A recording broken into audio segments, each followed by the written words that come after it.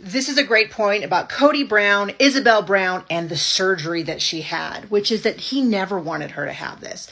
He made a lot of references to it being aesthetic, which is just horrifying.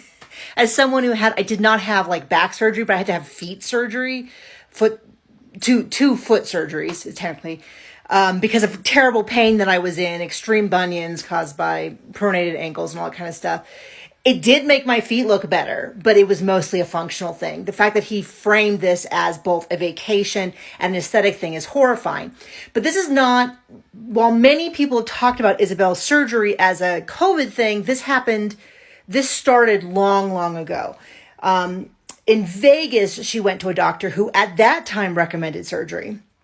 And they decided to do these exercises instead. And they were like, oh, we talked to this person who said it's great. The doctor was like, you can try it if you want, but it doesn't really work. And I've heard from other people who swear by it. And I've heard from a lot of people who said that they essentially punished themselves for years and it never worked. And at the time I was like, get a second opinion, talk to multiple doctors. But the idea that you just say, we're not going to do this when it's a health concern, to me bothered me.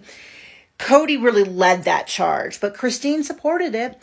And it seemed at the time that Ysabel agreed, but I really wonder how much of that was trying to make her parents happy, because it was super clear how Kody felt. And so this has been going on for a long time, that he just did not care about her needs and discomfort. And it seemed almost like he didn't know how uncomfortable she was. But I wonder how much of that is his own selective hearing, because it seems like everybody else in the family knew. Janelle knew, Savannah knew, Christine knew, everyone else seemed to know, just not Kody. But this was a big issue. I always held a lot of resentment for him that he wasn't getting her the care that she needed.